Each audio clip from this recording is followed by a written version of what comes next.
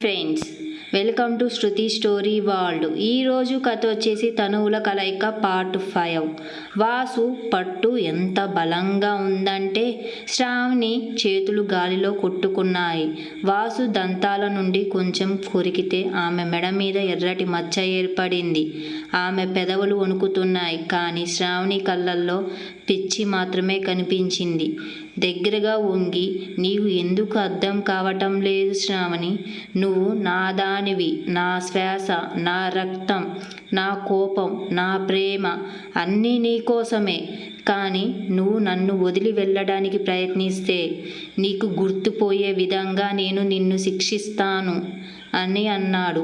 శ్రావణి తన శక్తినంతా ఉపయోగించి అతన్ని దూరంగా నెట్టేసింది. ఒక్క క్షణం స్వేచ్ఛగా ఊపిరి పీల్చుకుంటూ, ఇది ప్రేమ కాదు, ఇది పిచ్చి. నువ్వు నన్ను నిజంగా ప్రేమిస్తే నా ఊపిరి ఆగిపోతుంది అని అనిపిస్తుంది. కానీ శ్రావణి ఇది విన్నది, కానీ అతని చిరునవ్వు మరింత ప్రమాదకరంగా మారింది. అతను మెల్లగా అన్నాడు, నీ ఊపిరి ఆడకపోవడం వల్ల నా చేతుల్లో ఉంది. నీ ఊపిరి నా చేతుల్లో ఉంది, మరియు నీ శాంతి నా చేతుల్లో ఉంది. నీకు నచ్చినా నచ్చకపోయినా ఇప్పుడు నీ ప్రతి భావన నాకు అంకితం చేయబడింది. అతను ముందుకు దూకి శ్రావణిను మళ్ళీ తన వైపుకు లాక్కున్నాడు. ఈసారి అతని పట్టు మరింత బిగుసుగా మారింది. శ్రావణు, నన్ను వదిలేయండి ప్లీజ్ అని తన కళ్ళ నుండి నీళ్లు కారణం ప్రారంభించాయి. వాసు ఆమె కాలనీలను తన బొటనితో వేళ్లతో తుడిచి, ఏడవకు బేబీ డాల్, నేను నిన్ను విచ్ఛిన్నం చెయ్యాలనుకోవడం లేదు. నన్ను వదిలి నువ్వు ఎక్కడికి వెళ్ళలేవని నేను గ్రహించాలని నేను కోరుకుంటున్నాను. నీ స్థానం నా ప్రపంచంలో మాత్రమే ఉంది అన్నాడు. అతను శ్రావణి కళ్ళల్లోకి లోతుగా చూసి ఆమె బుగ్గ మీద ముద్దు పెట్టుకున్నాడు. తరువాత ఒక్క క్షణం శ్రావణి తన శక్తినంతా ఉపయోగించి అతన్ని తోసేసింది. ఒక్క నిమిషం నా విముక్తి పొందింది. గట్టిగా ఊపిరి పీల్చుకుంటూ, ఇది ప్రేమ కాదు అని అంటుంది. అతను తన పట్టును వదిలించాడు, కానీ ఆ క్షణంలోనే శ్రావణి అకస్మాత్తుగా అతనిని దూరంగా నెట్టింది. వాసుకి తలుపు వైపు పరిగెత్తాడు. వాసు కళ్ళు ఎర్రగా మారాయి. అతను కోపం ఎక్కువగా తెచ్చుకున్నాడు. శ్రావణి, ఈ తలుపు దాటితే గుర్తుంచుకో, నేను నీ ప్రపంచం మరెవరో కాదు. ఆ మాట అనగానే శ్రావణి ఒక్కసారిగా అక్కడికక్కడే నిల్చుండిపోయింది. ఆమె అడుగులు భయం, ప్రేమ తన హృదయంలో కలిసి పోరాడుతున్నాయి. ఆమె నెమ్మదిగా వెనక్కి తిరిగి వణుకుతున్న స్వరంతో, వాసు, నువ్వు నన్ను నిజంగా భయపెడితే నన్ను బంధించకు. నన్ను బతకనివ్వు. లేకపోతే ఒకరోజు నీ ప్రేమ నుండి నన్ను దూరం చేస్తుంది. వాసు ఊపిరి తీసుకోవడం భారంగా ఉంది. అతని ముఖంలో కోపం, బాధ రెండూ కనిపించాయి. అతని జుట్టులో చెయ్యి వేసి నెమ్మదిగా శ్రావణి దగ్గరికి వెళ్ళాడు. ఆమె ముఖం పట్టుకొని అతను చాలా తక్కువ స్వరంతో, నీకు అర్థం కాలేదు శ్రావణి, నేను నిన్ను కోల్పోలేను. నువ్వు నాకు కాకపోతే నేను కూడా నన్ను కోల్పోతాను అని అన్నాడు. అతను ఆమె నుడిటిపై ముద్దు పెట్టుకొని, నువ్వు నాదానివి అని చెప్పాడు. నాకు బలహీనత మరియు నా బలం నువ్వే మరి ఉండాలి. నేను మరెవరికి ఇవ్వలేను. ఆ మాట అనగానే శ్రావణి కళ్ళ నుండి కన్నీళ్లు కారుతున్నాయి. కానీ ఈసారి ఆమె వాసుని దూరంగా నెట్టలేదు. ఆమె అతని చేతుల్లో లొంగిపోయాడు. వాసు ఆమెను గట్టిగా పట్టుకున్నాడు. అతని స్వరం కొంచెం మెత్తబడింది. కావాలంటే నన్ను ద్వేషించండి, నిన్ను వదిలి వెళ్ళాలని కూడా ఆలోచించకండి. ఎందుకంటే నిన్ను కోల్పోవడం కంటే నాకు భయం కలిగించేది మరొకటి లేదు. ఇద్దరు నిశ్శబ్దంగా ఉన్నారు, కానీ నిశ్శబ్దంగా ఉంది. ఆ నిశ్శబ్దంలో వాసు అభిరుచి మరియు శ్రావణి భయం ఢీకొన్నాయి. వాసు ఆమె పెదవులపై తన పెదవుల నుంచి ముద్దు పెట్టుకోవడం ప్రారంభించాడు. దానికి శ్రావణి ప్రతిస్పందించింది. వాళ్ళ పెదవులు చిక్కుకున్నాయి. వాసు శ్రావణి చెవిలో గుసగుసలాడుతూ, నువ్వు ఈరోజు ఎక్కడికి వెళ్ళడం లేదు. నన్ను మోహింపజేసినందున నువ్వు మళ్ళీ ఈ బట్టలు వేసుకోవాలి. శ్రావణి గట్టిగా ఊపిరి పీల్చుకుంది. వాసు పట్టు చాలా గట్టిగా ఉండటంతో అతను ఆమె ఆత్మను బంధిస్తున్నట్లు అనిపించింది. వాసు శ్రావణి తక్కువ స్వరంతో చెప్పాడు. భయం మరి కోరిక ఇప్పటికీ ఉన్నాయని నాకు తెలుస్తుంది అని అంటాడు. వాసు ఆమె బుగ్గ మీద పెదవులు పెట్టుకొని నవ్వుతూ, ఇప్పుడు నీ శ్వాస కూడా నావే. ఈరోజు ఈ ఎర్రటి సూట్ బేబీ డాల్ ఇది నన్ను ఎంత పిచ్చివాడిని చేసిందంటే నీకు కూడా తెలియదు. నువ్వు నన్ను ఆపాలనుకున్నా ఆపలేకపోతావు. కానీ నిజానికి నువ్వు నన్ను ఇంకా రెచ్చగొట్టావు అని చెప్పాడు. అతను ఆమె జుట్టు మెల్లగా వెనక్కి లాక్కొని ఆమె మెడపై తన పెదాలను ఉంచాడు. శ్రావణి ఉనికిపోతుంది. ఆమె వాసు చొక్కాను తేలికగా పట్టుకుంది. ఆమె వేళ్ళు తెల్లగా మారుతున్నాయి. వాసు దయచేసి ఇప్పుడు చాలు. ఆమె గొంతు విరిగిపోతుంది. కానీ ఆమె కళ్ళల్లో ఒక మెరుపు ఉంది. అది ఆమె లోతుల్లో ఎక్కడో ఈ పిచ్చి అంగీకరిస్తున్నట్లు చూపిస్తుంది. వాసు తన గడ్డం పైకెత్తి ఆమె కళ్ళల్లోకి చూసి గుసగుసలాడుతూ, నువ్వు చెప్పింది చాలు. కానీ నీ నీ శ్వాస, నీ కళ్ళు అన్నీ నాకు ఇంకా చెబుతున్నాయి. మరియు నా బేబీ డాల్ ఏమి కోరుకుంటుందో నేను చెప్తాను. అతను ఆమె ఛాతీని లాక్కొని ఆమె పెదవులపై గాఢంగా ముద్దు పెట్టుకున్నాడు. ఆ క్షణంలో శ్రావణి మొత్తం కరిగిపోయింది. ఆమె అతన్ని ఆపాలని కోరుకున్నా కూడా ఆమె అతన్ని ఆపలేకపోయింది. కొద్దిసేపటి తర్వాత శ్రావణి తిరిగి ఊపిరి పీల్చుకుంది. కొంచెం వెనక్కి లాగి కోపంగా అంది, వాసు, నువ్వు నన్ను ఎందుకు అర్థం చేసుకోవు? నేను నీ ప్రేమలో మునిగిపోవాలనుకుంటున్నాను. కానీ ఈ పిచ్చిలో కాదు. నాకు భయంగా ఉంది. నేను నీకు ఖైదీని అన్నట్లుగా నన్ను బంధించావు. వాసు ఆమె నడుమును గట్టిగా పట్టుకొని ఆమె కళ్ళల్లోకి లోతుగా చూస్తూ, అవును, నువ్వు నా బందీవి. నా హృదయానికి, నా ప్రేమకు మరియు ఇబ్బంది జీవితాంతం ఉంటుంది. నీకు నచ్చినా నచ్చకపోయినా నేను నిన్ను విడిపించలేను అని అంటాడు. అతని స్వరంలో ఎంత ఆవేశం ఉందో. శ్రావణి కళ్ళల్లో మళ్ళీ నీళ్లు తిరిగాయి. కానీ ఈసారి కన్నీళ్లు అంతే కోరికతో నిండిపోయాయి. ఆమె నెమ్మదిగా తల వంచి, నువ్వు నన్ను నిజంగా అంతగా ప్రేమిస్తే నన్ను నీ కుటుంబానికి పరిచయం చెయ్యి. నీ బంధంలో మాత్రమే కాదు, నీతోనే ఉన్నానని నాకు హామీ ఇవ్వు అని అంటుంది. వాసు కొన్ని క్షణాలు మౌనంగా ఉన్నాడు. అతని కళ్ళు కఠినత్వం మరియు కోమలత్వం రెండింటినీ ప్రతిబింబించాయి. తరువాత శ్రావణి ముఖాన్ని పట్టుకొని అతని మెల్లగా, సరే, నువ్వు నా కుటుంబాన్ని కావాలనుకుంటున్నావు కాబట్టి నేను నిన్ను తీసుకెళ్తాను. అది గుర్తుంచుకో. అక్కడ నువ్వు నా వాడివి అని అంటాడు. ఎవరైనా నిన్ను నా నుండి దూరం చెయ్యడానికి ప్రయత్నిస్తే నేను మొత్తం ప్రపంచంతో పోరాడుతాను అని చెప్పగానే శ్రావణి కొంచెం సంతోషపడింది. శ్రావణి అతని ఛాతీని తలపెట్టి ఆమె గుండెకు ఇంకా కొట్టుకుంటుంది.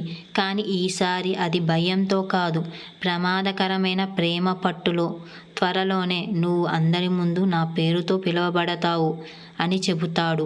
ఇలా చెబుతూ వాసు తన చేతులను శ్రావణి ఛాతీపై ఉంచి ఆమె ఛాతీని నొక్కడం ప్రారంభించాడు. కానీ శ్రావణి శరీరంలో ఒక వింత జలదిరింపు అనుభూతి వ్యాపించింది. ఆమె తన వీళ్లను వాసు జుట్టులోకి పంపించింది. వాసు పెదవులు శ్రావణి శరీరం మీద కదులుతున్నాయి. ఇద్దరు ఒకరి చేతుల్లో ఒకరు తప్పిపోయారు. శ్రావణి వాసు చొక్కా బటన్లు తెరిచి అతని ఛాతీని ముద్దు పెట్టుకోవడం ప్రారంభించింది. వాసు మరియు శ్రావణి మధ్య ఉన్న ప్రేమ ఇంకా గాలిలో స్పష్టంగా కనిపిస్తుంది. వాసు శ్రావణిని మెల్లగా తన ఛాతీకి లాక్కొని ఆమె కళ్ళల్లోకి చూశాడు. అతని కళ్ళల్లో మొదటి రోజు నుండి ఉన్న అదే మంట ఉంది. అభిరుచి, కోరిక మరియు వర్ణించలేని పిచ్చి. శ్రావణి వాసుతో గుసగుసలాడుతూ, నువ్వు నా దానివి. నిన్ను నేనెప్పుడూ కోల్పోవాలనుకోవడం లేదు అర్థమైందా? శ్రావణి అతని కళ్ళల్లోకి చూసి చిన్నగా నవ్వింది. అవును, నాకు అర్థమైంది. బహుశా నాకు కూడా అది కావాలి. ఆమె గొంతులో భయం, కోరికలు అద్భుతమైన మిశ్రమం ఉంది. వాసు ఆమెను తన ఛాతీ వైపు లాక్కొని ఆమె బుగ్గలను మెల్లగా ముద్దు పెట్టుకోవడం ప్రారంభించాడు. అతని వేళ్ళు శ్రావణి జుట్టులో చిక్కుకున్న అతని చేతులు ఆమె నడుమును గట్టిగా పట్టుకున్నాయి. ప్రతి ముద్దు, ప్రతి స్పర్శ ఒక అదృశ్యంగా కలిగి ఉంది. నేను నిన్ను ఎప్పటికీ వదిలి వెళ్ళను. అకస్మాత్తుగా వాసు కాస్త వెనక్కి తగ్గి శ్రావణి కళ్ళలోకి చూశాడు. నువ్వు భయపడుతున్నావు కదా, ఇది తెలిసి కూడా నేను నిన్ను ఆపుకోలేకపోతున్నాను. నీకు భయం, నీ కోరిక, ఇదంతా నా మీద ప్రేమ లాంటిది అని నెమ్మదిగా చెప్పాడు. అతని కళ్ళల్లోకి చూస్తూ, అవును, నాకు భయంగా ఉంది, కానీ నువ్వు లేకుండా ఉండటం ఇంకా భయంకరంగా ఉంది.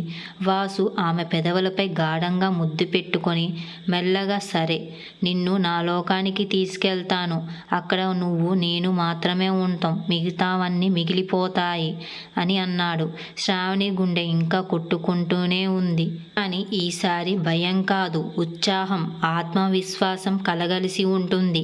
వాసు శ్రావణిని తన చేతులతో ఎత్తుకొని ప్రపంచం మొత్తాన్ని చూపిస్తాడు. వాసు ఆమె జుట్టుని మెల్లగా నిమురుతూ, రేపటి నుండి నీ పేరు అందరి ముందు ఉంటుంది, కానీ ప్రతి చోట నాతోనే ఉంచుకుంటాను. ప్రతి క్షణం, ప్రతి శ్వాసలోనూ ఉంటావు అని అన్నాడు. శ్రావణి అతని ఛాతీని తన వేళ్లను బిగించి, నేను నీతోనే ఉన్నాను, నాకు భయం లేదు, ఇంకా లేదు. ఆ మాట విని వాసు ఆమె నడుమును గట్టిగా పట్టుకొని, అయితే వెళ్దాం, మన కొత్త ప్రారంభానికి సిద్ధంగా ఉండు అని చిన్నగా నవ్వుతూ అన్నాడు. తరువాత నెమ్మదిగా వాళ్ళిద్దరూ ఒకరి చేతుల్లో ఒకరు తాము కోల్పోయారు. గది కిటికీల గుండా మృదువైన సూర్యకాంతి ప్రవహించింది. వాసు శ్రావణి దుస్తులను ఆమె శరీరం నుండి తొలగించడం ప్రారంభించాడు. వాసు శ్రావణి సూటును ఆమె శరీరం నుండి తొలగించాడు. శ్రావణి మంచం మీద వేశాడు. ఒకరి చేతిలో ఒకరు చిక్కుకుపోయారు. వారి మధ్య గాలి వెళ్ళడానికి కూడా స్థలం లేదు. వాసు మరి శ్రావణి ఒకరికి ఒకరు కోల్పోయి ఉండంగా అకస్మాత్తుగా రాజ్ వెనక నుండి కోపంగా ఉన్న గొంతు వినిపించింది. ఆపు వాసు, నువ్వు ఏం చేస్తున్నావు? నీకు తెలుసా, ఈ అమ్మాయి నిన్ను పిచ్చివాడిని చేసింది. నువ్వు నీ కెరీర్ని, నీ గౌరవాన్ని అన్నిటినీ పణంగా పెట్టావు. మరియు ఎవరి కోసం? మన హోదాకు కూడా అర్హత లేని అమ్మాయి కోసం నువ్వు ఇంటిని వదిలేశావు. ఆమె ఎవరు అని కోపంగా అడుగుతాడు. ఆమె మనసులో బాధ మరింతగా ఎక్కువైంది. అతని చేతిలో ముడుచుకున్న శ్రావణి ఉనికిపోయింది. కానీ వాసు ఆమెను మరింత గట్టిగా పట్టుకున్నాడు. వాసు తన తండ్రి గొంతు విని హాల్లోకి వెళ్ళాడు. నా ప్రేమను గౌరవించకపోయినా పర్వాలేదు అని కోపంగా అంటాడు. నువ్వు ఇంకో మాట చెబితే నాన్న, నేను ఇల్లు వదిలి వెళ్ళిపోతాను, కానీ శ్రావణితో ఎప్పటికీ ఉండను అని అన్నాడు. రాజ్ కోపాన్ని తట్టుకోలేక, ఒక స్త్రీ కోసం మీతో నా తండ్రితో వాదిస్తావా? ఇది విన్న వాస్తు తల్లి దగ్గర నిలబడి మాట్లాడింది. ఆమె గొంతు చికాకుతో నిండిపోయింది. ఆమె, వాసు, నీకు సిగ్గులేదరా? ఈ అమ్మాయి కోసం నువ్వు మన నాన్నతో గొడవ పడుతున్నావా? మొత్తం ఇంట్లో అశాంతి సృష్టించిన ఆ అమ్మాయిని కాపాడటానికి మమ్మల్ని నీ శత్రువులుగా చేసుకుంటున్నావా అని అంటుంది. అది విన్న వాసు కళ్ళల్లోకి తెచ్చుకున్నాడు. అతని ఉద్వేగ ఫలితమైన స్వరంతో, అవును, నేను మొత్తం ప్రపంచంతో పోరాడవలసి వచ్చినా సరే నేను ఆమెను నా జీవితం నుంచి పంపించలేను. నా తండ్రి అయినా లేదా మరెవరైనా సరే ఆమెను నా నుండి వేరు చెయ్యలేరు అని అంటాడు. వాసు చెప్పింది విని శ్రావణి, నీకు దీని మీద అంత ప్రేమ ఉంటే ఆమెను అందరి ముందు నిలబెట్టు. ఆమెను ఈ ఇంట్లో నివసిస్తుందో చూద్దాం అని అంటుంది. కాబట్టి వాసు ఆలస్యం చేయకుండా అందరి ముందు, కుటుంబం ముందు శ్రావణిను తన చేతుల్లోకి ఎత్తాడు. శ్రావణి ముఖం సిగ్గుతో ఎర్రబడింది. ఆమె కళ్ళు తడిగా ఉన్నాయి. కానీ ఆమె వాసు చేతుల్లో సురక్షితంగా ఉన్నట్లు భావించింది. రాజు మరి అతని తల్లి ఇద్దరూ కోపంతో ఉనికిపోయారు. ఈ స్త్రీ మన కొడుకును మన నుండి దూరం చేస్తుంది అని అతని తల్లి అరిచింది. ఆమెను వెంటనే మీ ఇంటి నుండి బయటికి తీసుకెళ్ళండి అని అనగానే, నేను ఆమెను ఒంటరిగా వదిలి వెళ్ళను అని చెప్పాడు. ఇంట్లో వాతావరణం కోపంగా మారింది. చివరికి అందరూ కోపంగా తమ గదులకు తిరిగి వెళ్ళిపోయారు. వాసు యొక్క అభిరుచి మరియు రాజు యొక్క ప్రతిధ్వనులు భవనం గోడలపై నిలిచాయి. ఆమె ముందు వంగి, నీకంటే నాకు ఎవరి ముఖ్యం కాదు అని తనకి మాట ఇచ్చాడు.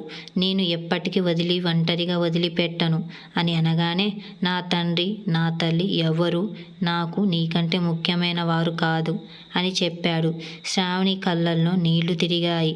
ఆమె వణుకుతున్న చేతులతో వాసు చొక్కా పట్టుకుంది.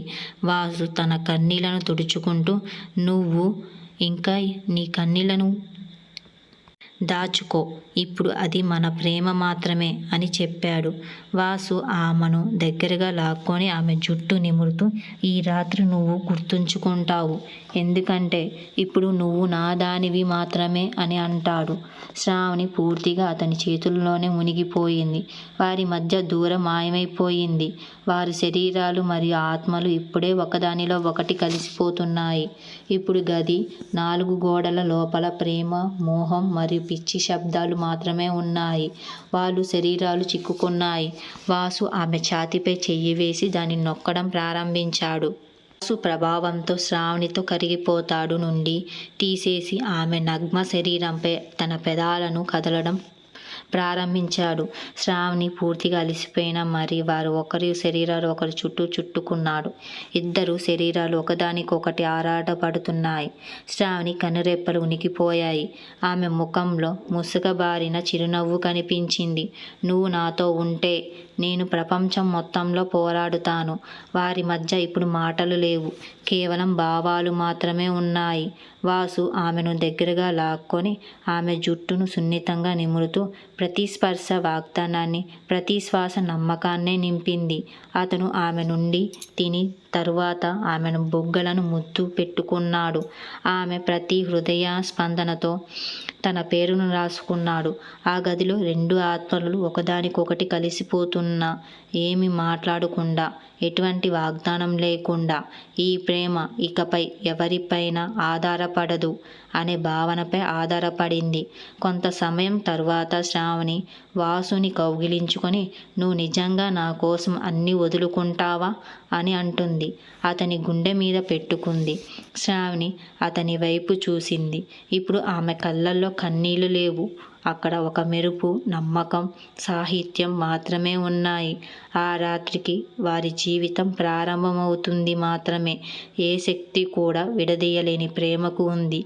ఒకరోజు వాసు తండ్రి శ్రావణికి మంచి గుణపాఠం నేర్పడానికి వాసుకు ఒక కొత్త పని చెయ్యమని ఇచ్చాడు. నాన్న, క్లయింట్తో మీటింగ్ ఉంది, సాయంత్రం నాటికి నేను తిరిగి వస్తాను అని చెప్పి వాసు ఈరోజు ఉదయాన్నే బయలుదేరాడు. శ్రావణి నవ్వి తల ఊపింది. కానీ ఆమె మనసులో ఒక వింత ఆందోళన నెలకొంది.